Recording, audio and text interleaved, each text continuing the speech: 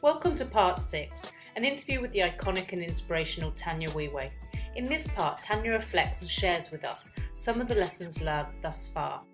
Looking back over your career, which has been really sort of iconic and inspirational, Tanya, what are some of the biggest lessons you've learned? What are some of the insights you could share with us from that? Well, unfortunately, some of the lessons one learns can be quite painful.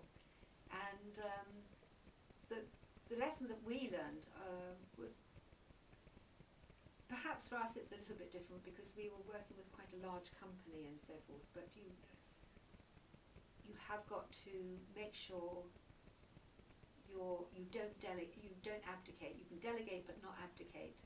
You've got to keep involved in all aspects of your business. Yeah. You cannot say, oh, I'm not really interested in that part, I'll leave it to so-and-so. Yeah. You need to know what's going on in all aspects of your business. And of course you've got three major areas of people. So we've got the investors. You've got your investors and you've got your employees and you've got your clients. And you can't run a business without any of these. Yeah. They're all equally important. And you're very lucky if you can get away with not having any bankers and investors and you own your business at 100%. Outright, That's fantastic, but not many of us are in that position. So definitely you've got to stay close to it. You also, like we were saying earlier, you need to make sure you have enough cash. You're not going to be sort of cut off at the first hurdle. Yeah. Because you haven't enough resources, financial resources. And but you have also got to realise that we live in a very fast changing world, and so you have to have an open mind, you have to have an inquisitive mind, you need to get out there and know what's going on in the world, what's happening in our industry, what's happening in your local competition or who you see as your competitors, and really know what they're doing, not just sort of surmise you do. And all the time be looking to develop and change and grow and so on. You can never afford to stand still. Yeah. Fortunately, that's something we loved. We loved always moving Having forward. to move and happy Yes, to grow and evolve. so that part of it was something that we very much enjoyed. I think also, as you were mentioning, I mean, your staff, it's so difficult to find the right people. It shouldn't be, because we're told that there's a lot of people out there looking for jobs. Yeah. But to find the right people, because in our industry we are actually expecting a lot. Yeah. Really. You know, practically all of our staff meet our buying public, which doesn't happen in Lots of other service sectors. yes, or businesses. lots of other industries.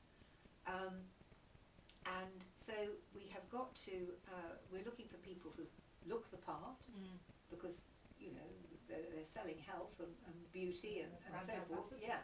So they need to look the part. They need to have a good way of dealing with their clients and so forth. They need to also know technically their job.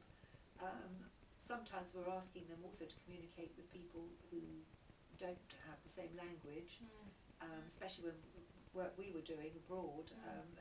That was quite a challenge. And also you're asking them to work fairly unsociable hours but not huge amounts of remuneration. Yeah. So it is a very, very challenging area, and you've got to make your place a really good place for people to work and want to stay. Yeah. Otherwise you're going to be spending a lot of money, keep recruiting and keep training and so forth, and that is certainly a big challenge. So you can't put enough emphasis on how you look after your staff, how you communicate with them, how you motivate them, how you reward them, how you train them, how you develop them, etc. I mean, that's absolutely crucial. We were very fortunate. A lot of people said that working with us was like working with a family. Yeah. But I always say to people, you know, it's very, very important when you're a manager or you're running a team of people. It's very important that they respect you. Yeah. It isn't essential that they like you, but it's very important they respect you. Yeah, absolutely.